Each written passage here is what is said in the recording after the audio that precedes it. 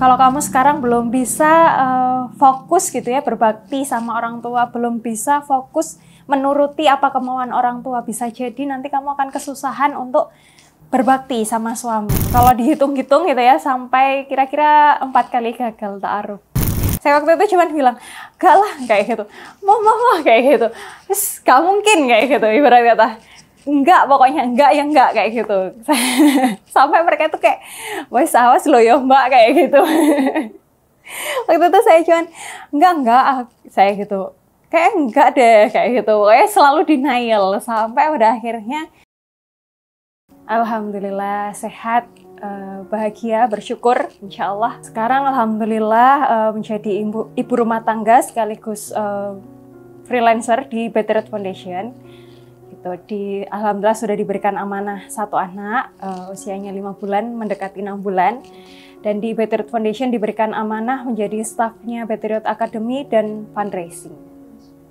Bismillah, Masya Allah. Sebenarnya nanti diambil dari berbagai sudut ya. Jadi harapannya nanti teman-teman di sini bisa mengambil hikmah dari cerita saya. Jadi dulu gitu ya, berawal dari saya kan bergabung di Better Foundation itu di tahun 2018 kayak gitu. Nah di situ awalnya saya bergabung jadi kru MKM, terus habis itu dapat amanah sampai di manajer fundraising waktu itu. Nah waktu itu memang saya sudah berikhtiar gitu ya. Awalnya ya karena setelah lulus kuliah gitu ya, bekerja gitu ya. Biasanya kan idealismenya seorang perempuan itu langsung pengennya menikah kayak gitu. Tapi saat itu ya memang belum ada jalannya aja, belum tahu mau kemana ikhtiarnya, kemudian mau ketemu sama siapa itu juga belum tahu. Terus ketemulah kajian waktu itu di MKM, lalu ikut kajian, bergabung di Better Youth. Setelah itu saya ikut Nongbar Transforma bersama Ustazah Mela kayak gitu. Nah di sana gitu ya saya dan teman-teman memperbaiki diri gitu ya, kan memang kalau di Better Youth itu bagusnya programnya itu memperbaiki diri dulu gitu ya, karena harapannya saat nanti ketemu dengan jodoh gitu ya, sama-sama sudah baik gitu ya, sehingga nanti lahir pula keluarga yang baik, harapannya juga anak-anak dan keturunan juga baik gitu ya, sehingga bisa bermanfaat gitu ya untuk sekitar gitu ya. Nah waktu itu kalau dibilang proses gitu ya, sebenarnya jauh sebelum itu gitu ya, saya punya kendala yang pertama gitu. Banyak gitu ujian-ujian selama mencapai gitu ya, sebelum menikah waktu itu. Karena ya itu manusia nggak jauh dari ujian kayak gitu, pasti diberi ujian sama Allah. Nah yang pertama waktu itu saya kan 3 bersaudara di dalam keluarga, punya 2 kakak. Kakak yang pertama belum menikah, kakak yang kedua sudah menikah dan sudah punya anak waktu itu. Nah, saya waktu itu usia sekitar 23-24 lah waktu itu. Nah, otomatis sudah mulai mempersiapkan harapannya gitu ya, pengennya pasti ada goals usia lah kayak gitu. Waktu itu usianya 25 pengennya targetnya kayak gitu. Nah, waktu itu karena kakak pertama belum menikah sehingga saya harus mengkondisikan orang tua terlebih dahulu. Pertama restu, kemudian ridhonya kayak gitu, juga termasuk kakak saya yang pertama kayak gitu. Nah di situ gitu ya susah gitu ya, karena kan jarak kami jauh sebenarnya sama kakak saya yang pertama, hampir 10 tahunan lebih kayak gitu. Nah waktu itu memang kalau papa gitu ya memang sudah mempersiapkan gitu ya, bahwa nanti anak terakhirnya ini memang akan ya menikah kayak gitu. Tapi ya namanya orang tua, khususnya ibu ya, mama itu kalau saya manggilnya mama, yang namanya ngerawat anak gitu ya, membesarkan anak, mendidik anak, terus harapannya ya bisa urut menikahnya kayak gitu. Nah waktu itu belum turun restu di saya kayak gitu, hampir ikhtiar sampai 1 tahun kayak gitu. Ya perjalanannya begitu panjang kayak gitu, karena saya kan rantau juga, sehingga nggak bisa setiap hari untuk komunikasi, setiap hari untuk negosiasi, diskusi, harapannya seperti apa. Jadi ya setiap ada kesempatan pulang gitu ya saya memang fokus gitu ya untuk berbakti ke orang tua kayak gitu. Karena waktu itu juga kakak saya berpesan kayak gitu, udah Dedek, kalau misalnya nanti menikah itu, kalau kamu sekarang belum bisa fokus gitu ya berbakti sama orang tua, belum bisa fokus menuruti apa kemauan orang tua, bisa jadi nanti kamu akan kesusahan untuk berbakti sama suami gitu ya, karena nanti setelah menikah bakti akan pindah gitu ya otomatis ke suami kayak gitu. Nah waktu itu saya ya udah Bismillah gitu ya, fokus sambil memperbaiki diri, sambil belajar, karena saya juga dulu punya sifat-sifat buruk gitu ya pasti gitu ya, karena juga saya manusia, sehingga saya belajar berproses sampai akhirnya waktu itu kalau papa memang sudah lebih dulu memberikan restu kayak gitu, tapi yang namanya restu ya tetap harus saya dapatkan dua-duanya meskipun walinya ayah kayak gitu, karena saya pengen juga dapat doa dari ibu terutama kayak gitu. Nah sehingga waktu itu sampailah di titik 1 tahun kemudian itu. Terus setelah itu proses ta'aruf berjalan kayak gitu. Apakah dikira langsung tukeran CV kayak gitu? Enggak teman-teman, enggak Mbak kayak gitu. Jadi kayak ya dulu tuh masih belum banyak ya ikhwan-ikhwan yang bergabung di Beteriat kayak gitu, masih sangat sedikit gitu ya apa yang bisa kita kita buat proses dan sebagainya, dan rata-rata juga kalau nggak seangkatan ya di bawah saya kayak gitu. Nah sehingga waktu itu ya udah diikhtiarkan sama Ustazah Melat, juga Ustadz Zain dan Ustadz Aditya waktu itu gitu ya, karena saya di sini juga sudah bekerja juga di Beteriat, sehingga juga dibantu oleh beliau-beliau sampai kalau dihitung-hitung gitu ya, sampai kira-kira 4 kali gagal ta'aruf. Subhanallah ya gitu. Jadi ya jatuh bangun gitu ya, dan kalau ditanya lika-likunya gitu ya, prosesnya waktu itu kalau diambil benang garisnya gitu ya, ternyata saya tuh punya satu dari tiap proses gagal 1 ke gagal sampai ke 3 bahkan sampai ke 4 itu di permasalahan yang sama kayak gitu. Nah dulu itu kan namanya kita belajar gitu ya, menuntut ilmu, mencari ilmu sebelum menikah itu kan banyak ya. Nah itu ketakutan saya waktu itu adalah konflik dengan mertua kayak gitu.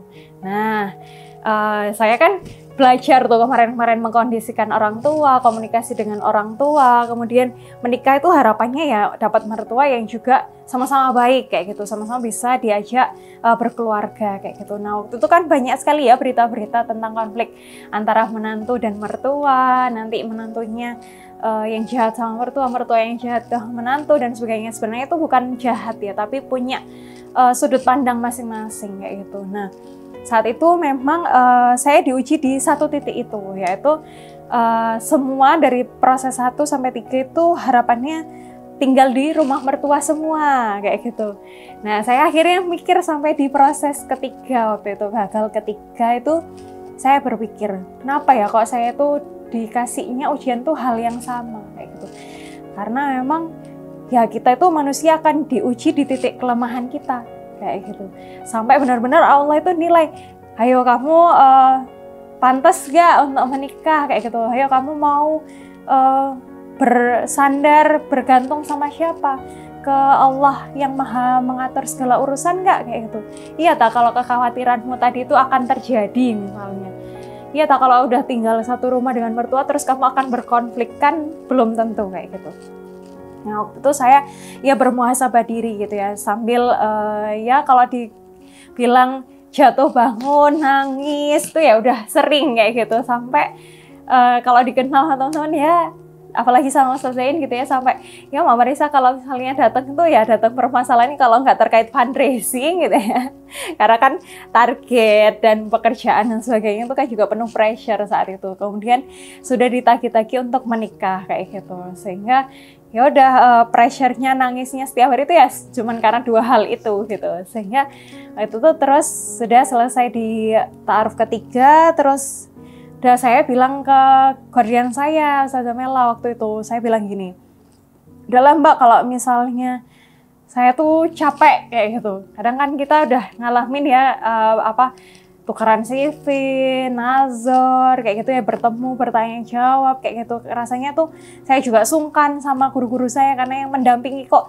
rewel banget sih Mbak Marisa ini, kayak gitu.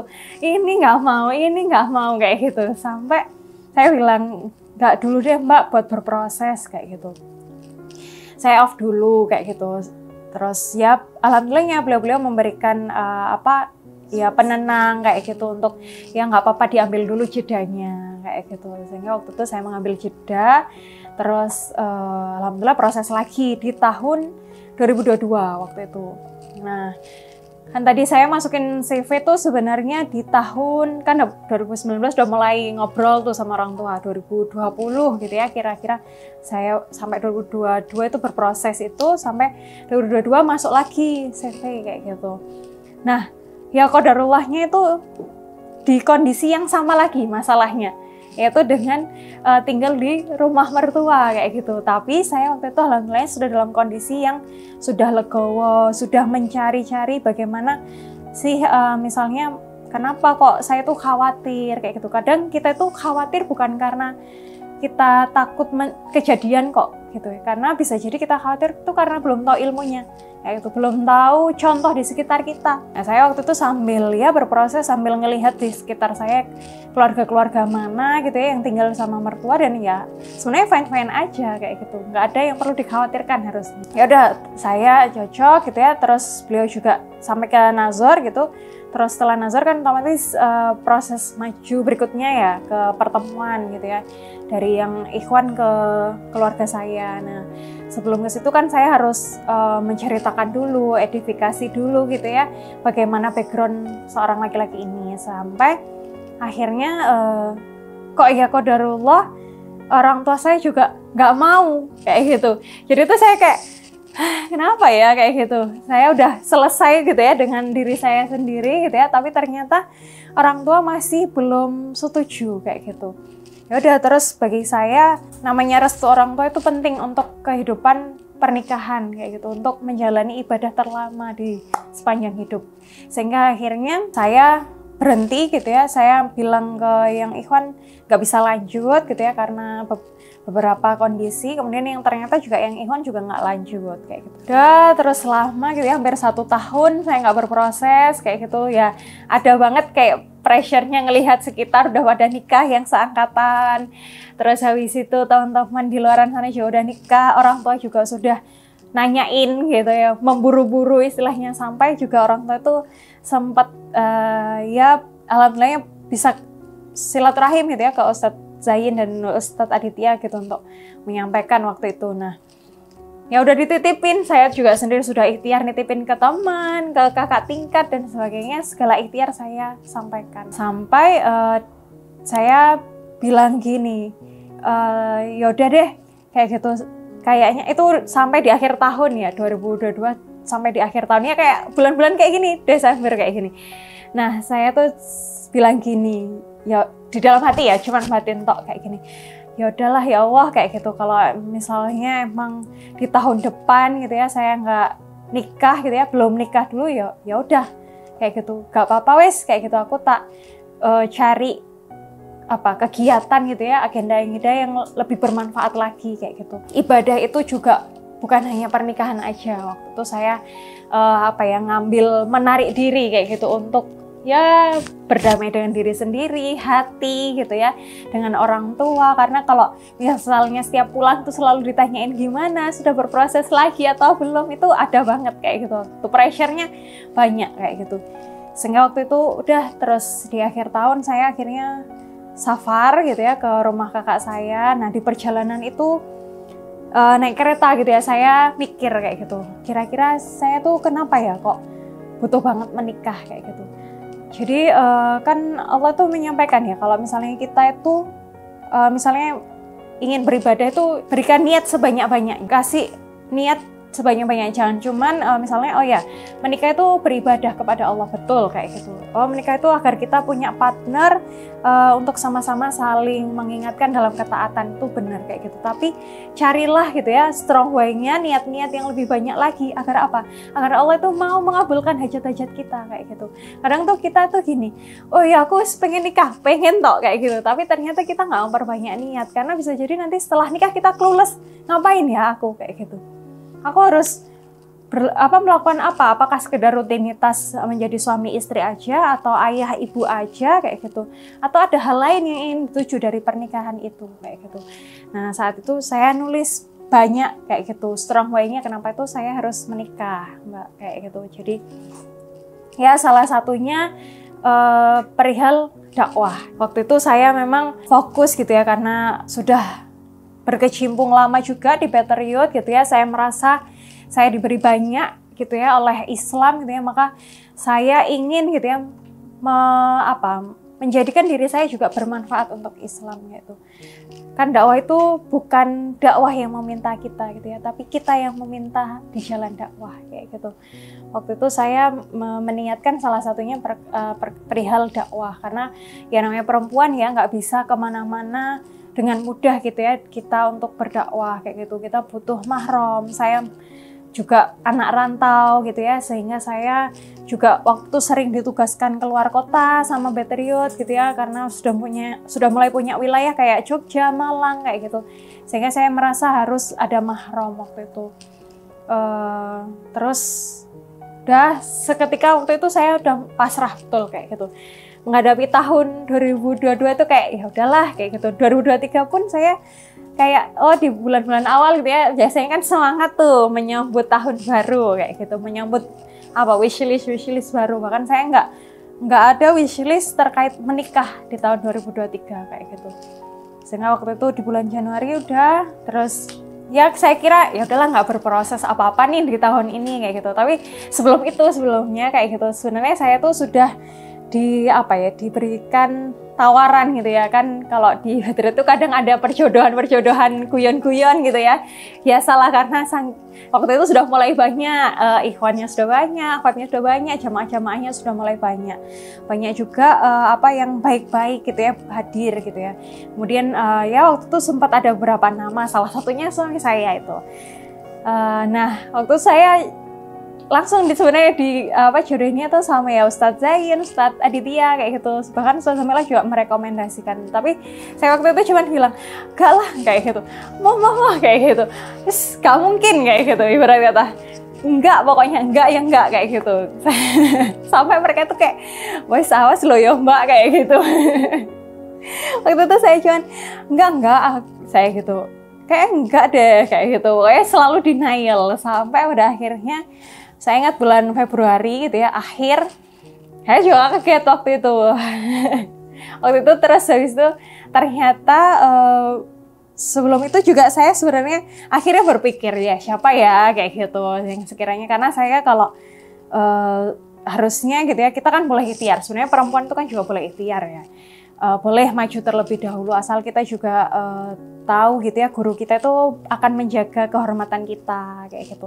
Nah waktu itu sempat juga saya bilang gini ke guardian saya setelah yang enggak itu ya, terus habis itu saya bilang yaudah mbak kayak gitu, coba dari kedua itu siapa yang lagi siap kayak gitu. Waktu itu bukan hanya satu nama kayak gitu. Terus ternyata dua-duanya belum siap, dan yang suami saya tuh juga ternyata habis gagal prosesnya dan sedang ambil jeda waktu itu. Nah ya udah, terus saya waktu itu ya udahlah kayak gitu, memang berarti nggak aja kayak gitu. Udah selang terus pindah tahun di 2023 bulan Februari akhir itu ternyata beliau itu maju kayak gitu, menyampaikan niat baiknya ke Ustadz Aditya dan Ustadz Zain. Masya Allah. Waktu itu saya juga kan diberitahunya sama Ustadz Zain waktu itu, mbak ada ikhwan kayak gitu. Siapa kayak gitu, nih disebut namanya. Terus saya bilang kayak gitu. Ya udahlah akhirnya ya sama seperti proses yang lainnya ya, setelah dapat CV ya otomatis istiqoroh dulu, salat istiqoroh, kemudian lanjut. Saya rasa ya nggak ada salahnya untuk mencoba waktu itu, kayak ya udahlah kayak gitu, hopeless aja, nggak ada ekspektasi yang tinggi kayak gitu. Toh saya juga nggak terlalu kenal kayak gitu.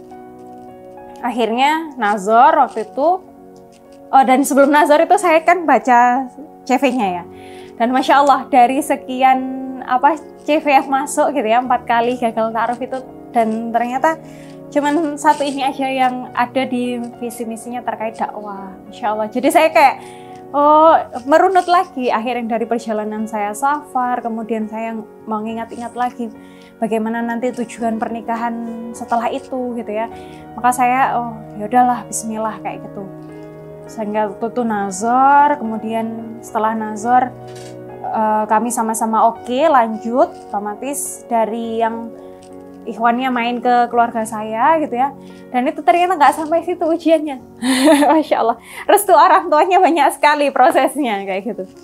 Waktu itu perjuangannya Masya Allah ya. Saya juga apresiasi gitu ya. Suami saya waktu itu kayak kan jauh ya. Saya tuh dari Tuban, suami dari Lamongan kayak gitu. Terus kami sama-sama domisili sehari-harinya di Surabaya kayak gitu. Otomatis waktu itu ya memang mau nggak mau meluangkan waktu saya pulang, beliau juga perjalanan ke sana kayak gitu untuk sama-sama berjuang waktu itu. Di pertemuan pertama gitu ya dengan orang tua saya, terutama papa gitu ya, itu papa langsung nolak kayak gitu, nggak setuju kayak gitu.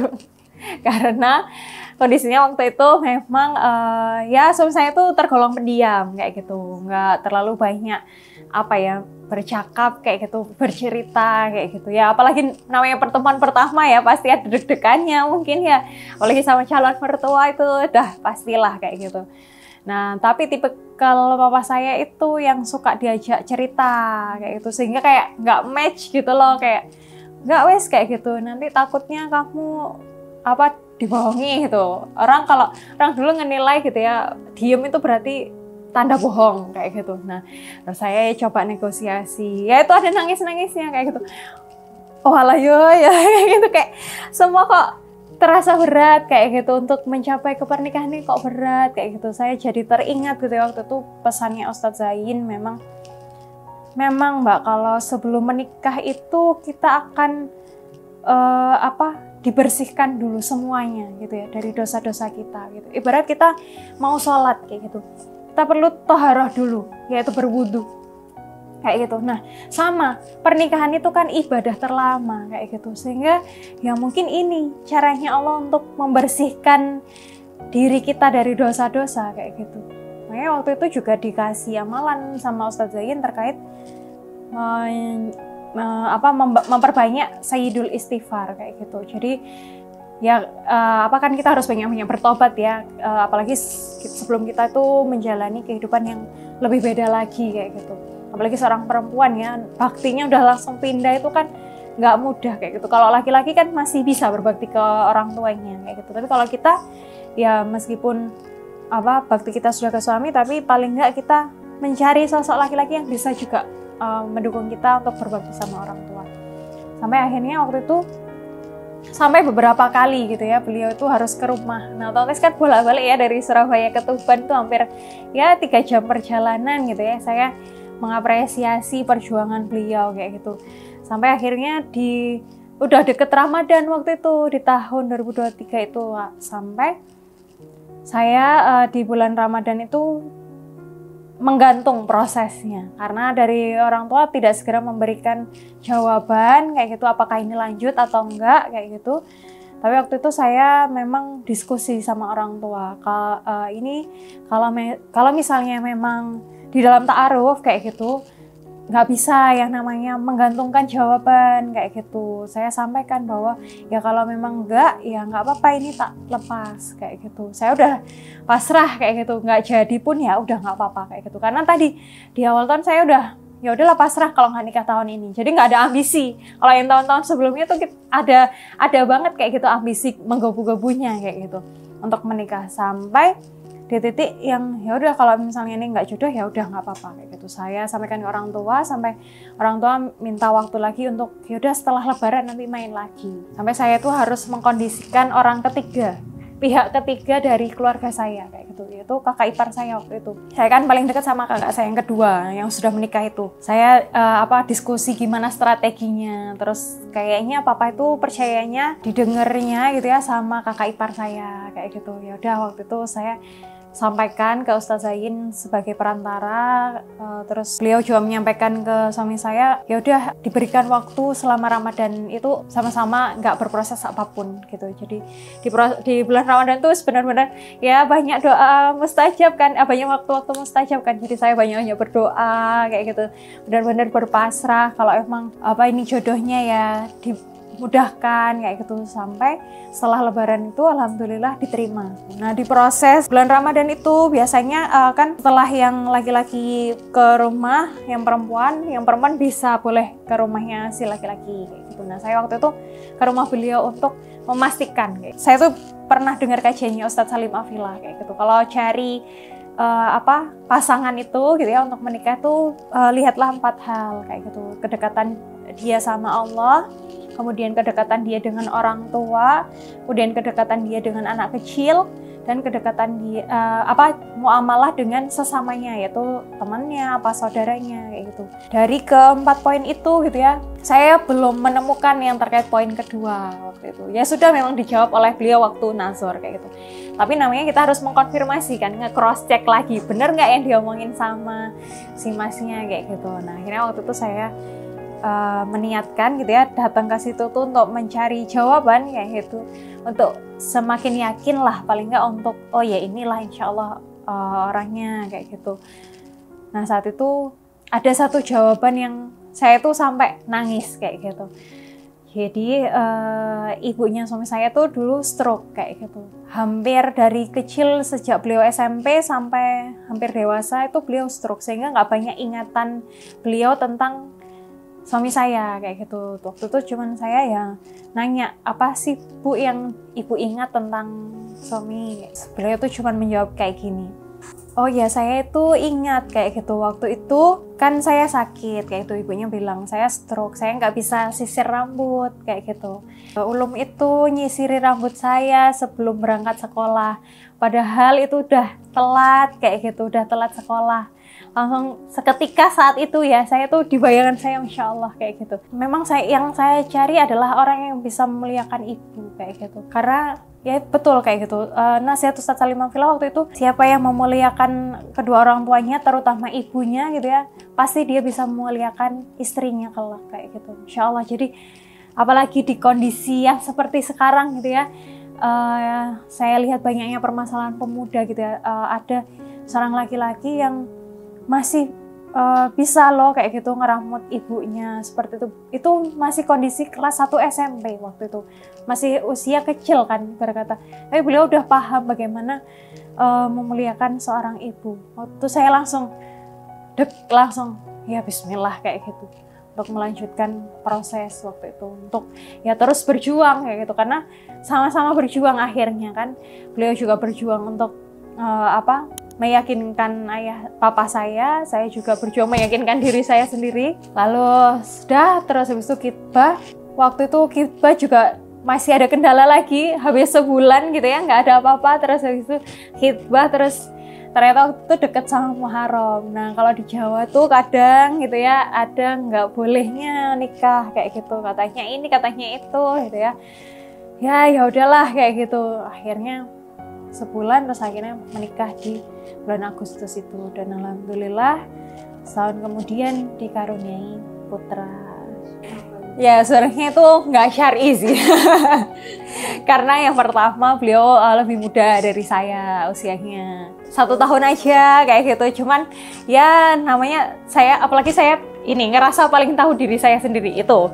Saya ngerasa paling kenal sama diri saya sendiri. Saya itu kan orangnya keras kayak gitu, terbiasa leader kayak gitu, terbiasa di organisasi itu jadi leader. Khawatirnya gitu ya sama usia yang lebih muda, terus nanti qawamnya nggak muncul tuh saya lebih khawatir. Jatuhnya nanti saya lebih susah untuk taat. Itu yang pertama pertimbangannya. Kemudian yang kedua sebenarnya perkara fisik sih ini kayak gitu. Jadi kayak ya Mbak Farisa gitu, Mbak Farisa yang tinggi gitu ya kan, soalnya saya nggak setinggi saya gitu ya. Jadi waktu itu ada hal yang nggak syar'i aja kayak gitu, sampai akhirnya balik lagi, oh ya wishlistnya, wishlistnya, strong way-nya tuh dakwah loh kayak gitu. Nggak ada urusan fisik di situ kayak gitu, nggak ada urusan usia di situ kayak gitu. Sehingga ya waktu itu kayak pembersihan dosa-dosa, kayak ada keegoan untuk tetap pengen idealis gitu ya secara fisik gitu ya. Ya nggak apa-apa kalau misalnya mau diterusin, tapi ya udah terima aja gitu. Tapi waktu itu saya balik lagi, tujuan menikah itu untuk apa.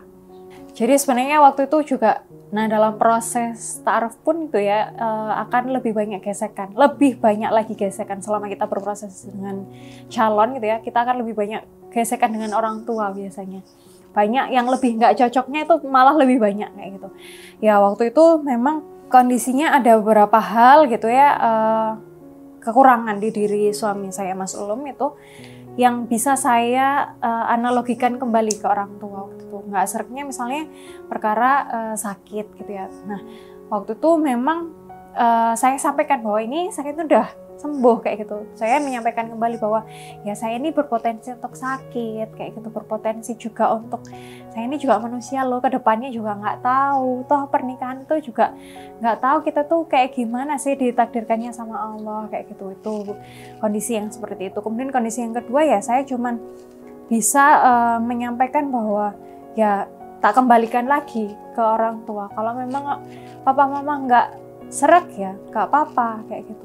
Aku ikhlas kok kayak gitu, nggak apa-apa aku gagal lagi kayak gitu, karena yang sebelumnya itu juga gagal kan, orang tua tahu saya gagal kayak gitu. Saya bilang nggak apa-apa aku gagal lagi, nanti aku akan proses lagi kok aku gitu, tapi nanti doain ya semoga dapat yang lebih baik lagi kayak gitu, doain ya misalnya nanti ada yang terbaik di depannya kayak gitu, tapi ya jangan diburu-buru.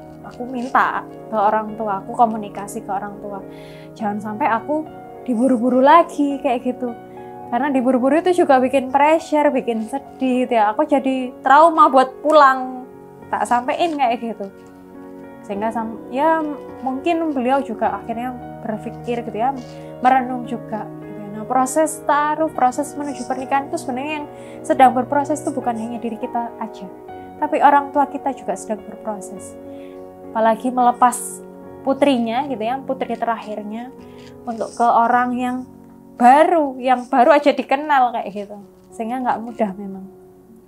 Dan juga pasti saya selalu doa sama Allah, ya Allah dilembutkan hati orang tua kayak gitu. Kalau memang jodoh, doa istiqoroh kan gitu, kalau memang ini yang terbaik ya maka mudahkan kayak gitu. Dan doa istiqoroh waktu itu ya memang di pertengahan gitu ada aja jawabannya kayak gitu. Misalnya waktu itu saya setelah istiqoroh, beliau lagi silaturahim ke rumah kayak gitu. Memang itu kesannya cuma tanda, saya waktu itu baca Al-Quran terus ada footnote, biasanya kan ada penjelasan gitu ya, hadis gitu ya.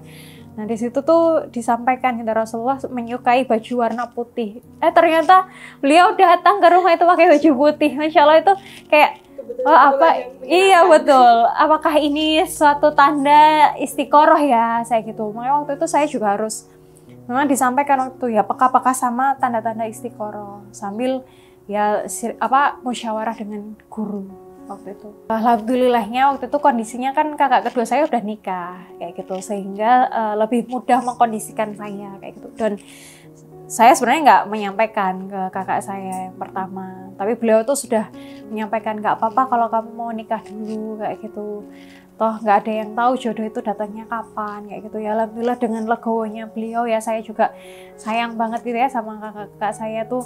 Insya Allah meskipun saya tuh anak terakhir gitu ya, yang paling manja gitu ya, dan paling diiri dari kakak-kakak saya, tapi beliau masih sayang sama saya kayak gitu. Sehingga waktu itu ya alhamdulillah justru juga salah satu wasilah diberikan restu orang tua juga karena kakak saya menyampaikan waktu itu kendala di yang Mas Ulumnya sih waktu itu. Terus saya sharing ke kakak pertama saya karena kan yang di rumah bersama orang tua, sehingga saya waktu itu ya curhat, iya kayak gini, oh ya wis nanti tak coba ngobrol sama papa mama kayak gitu. Sehingga ya banyak banget yang andil dalam proses kami kayak gitu, nggak hanya saya dan Mas Ulum, tapi kayak pihak-pihak keluarga, guru-guru kami terutama, Masya Allah, yang mendetailkan gimana sih caranya menghadapi orang tua, misalnya gimana caranya kita itu berkomunikasi dengan tenang ke orang tua kayak gitu. Karena ya kalau kitanya sendiri nggak tenang, yang sampai ke orang tua juga pasti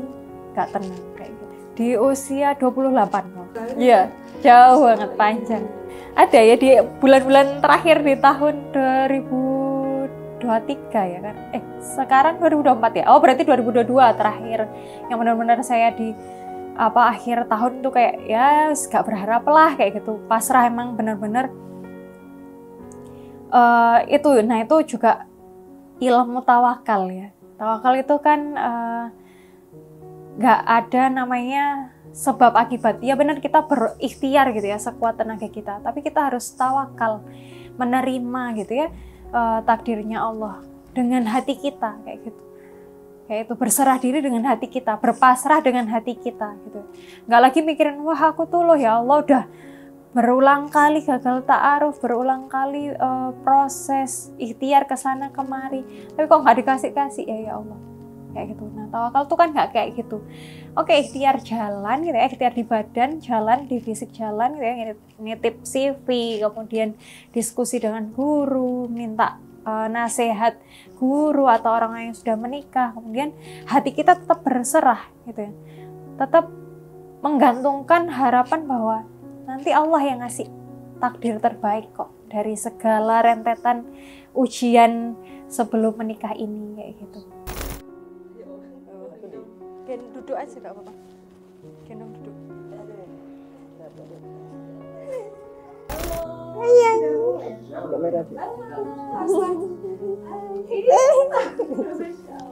Dulu sempat apa ya istilahnya, di masa kebingungan antara bingung dan karena butuh kepastian ya.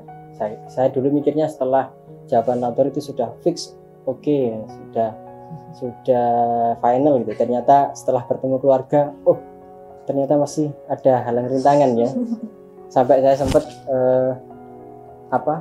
bilang ke Ustadz Zain, gimana Ustadz, saya pikir ini sudah final, ternyata memang perlu ada 1-2 lagi hal yang perlu dilakukan. Terus ya akhirnya Ustadz Zain menegaskan, gimana, silahkan terserah antum mau berhenti atau mau dilanjutkan. Bismillah Ustadz, saya izin lanjutkan dulu, sambil saya ini istirahatkan dulu, saya sambil fokus. Kebetulan dulu itu kan waktunya masuk bulan puasa, jadi saya izin fokus puasa sambil ya meminta yang terbaik lah pada sama Allah. Akhirnya ketika Lebaran diundang oleh keluarga, alhamdulillah saat itu dapat kejelasan dan sudah diperkenankan untuk melamar. Ya pastinya ya karena sesuai dengan ayat ya, pasti yang dilihat agamanya. Saya sudah yakin dengan agamanya karena dulu saya memang santri khidmat di sini, jadi saya punya kesempatan untuk melihat aktivitasnya. Jadi saya tahu langsung aktivitasnya, bagaimana perilaku tindak tanduknya. Jadi saya lihat agamanya sudah baik, kemudian potensinya sangat tinggi, kira-kira seperti itu. Dan pastinya Insya Allah cantik kan. Sangat tidak pede dulu pasti, karena saya dulu memang ngerasa sangat kurang. Beliau sudah ngaji lama, sudah mengerti gimana ilmu pranikah, juga sudah lama di Bedriyut, apalagi sudah lama dengan Ustadz Adit, Ustadz Zain. Saya masih baru, tapi ya Bismillah, nothing tulus lah. Demi mendapatkan yang terbaik, ya saya beranikan. Kalau dari saya sih sesuai prinsip hidup saya ini hidupnya pengen tenang aja sih. Jadi pesannya buat teman-temannya tetap tenang. Tapi walaupun setenang-tenangnya air kan tidak harus, bukannya berhenti bergerak atau berikhtiar atau berdoa, tetap berdoa, berikhtiar, tapi hati tetap tenang karena ya yang menjamin Allah sendiri. Sudah ada jaminan kalau kita ini pasti berjodoh. Kalau dari saya memang waktu itu karena melihat titik poinnya waktu itu adalah ya tawakal itu tadi, keberserahan diri saya sama Allah kayak gitu. Kayak ya udah segala ikhtiar sudah saya jalani sama gitu ya. Mungkin betul katanya Mas Sulum gitu ya, bahwa kalau kita menjemput itu kan nggak mungkin kita nggak berikhtiar gitu, tetap jalan ikhtiar, tetap doa itu terus. Bahkan saya waktu itu setiap ada orang gitu ya, setiap ada siapapun gitu, saya selalu bilang doakan ya biar bisa nikah, biar segera bertemu dengan jodoh kayak gitu, karena nggak pernah tahu doa siapa yang akan dikabulkan sama Allah kayak gitu. Saya cuman positive thinking aja, bahwa berhusnuzan bahwa Allah itu pasti mengabulkan doa hambanya kok kayak gitu. Apalagi kita yang sedang menjaga diri gitu ya dari godaan yang saat ini sedang dialami di luaran sana gitu ya. Banyak pemuda yang pacaran, banyak pemuda yang bahkan ditaruh pun juga coba-coba dan sebagainya. Itu ya kuncinya berserah diri sama Allah kayak gitu. Jadi tenang dan berserah diri kayak gitu. Ya berserah diri itu ya bentuk dari ketenangan itu tadi. Kayak gitu. Jadi tenang aja. Cepat atau lambat tuh pasti Allah memberikan yang terbaik. Dan kalau dilihat dari sekarang gitu ya, saya semakin bersyukur. Saat itu kalau misalnya saya nikah di saat itu kayaknya saya nggak siap deh, karena saya masih punya karakter yang seperti ini.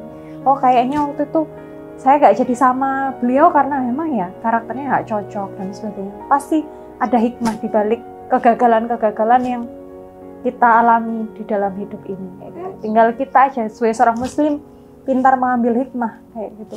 Pintar mengambil pelajaran. Gimana sih? Sayang, ya bismillah kita jalani keluarga ini ya. Ya kita jalani dengan keriduan, dengan berusaha untuk keriduan. Sayang harus siap menemani di kurang-kurangku, saya juga menemani di kurang-kurangnya saya. Kita saling berjuang bersama. I love you. PR suami adalah mencari ibu yang terbaik buat anaknya. Jadi kita cari terbaik. Ini istri yang terbaik buat saya. Amin, amin, amin. Bismillahirrahmanirrahim. Insyaallah kita sama-sama berjuang di pernikahan ini, mendapat ridhonya Allah, berjuang di jalan dakwah bersama-sama, saling support dakwahnya masing-masing, dan semoga juga kehadiran anak gitu ya bisa menjadi jalan kebaikan juga di pernikahan kita dan keberkahan, sehingga nanti kita bareng-bareng ke surga ini. Amin. Ya.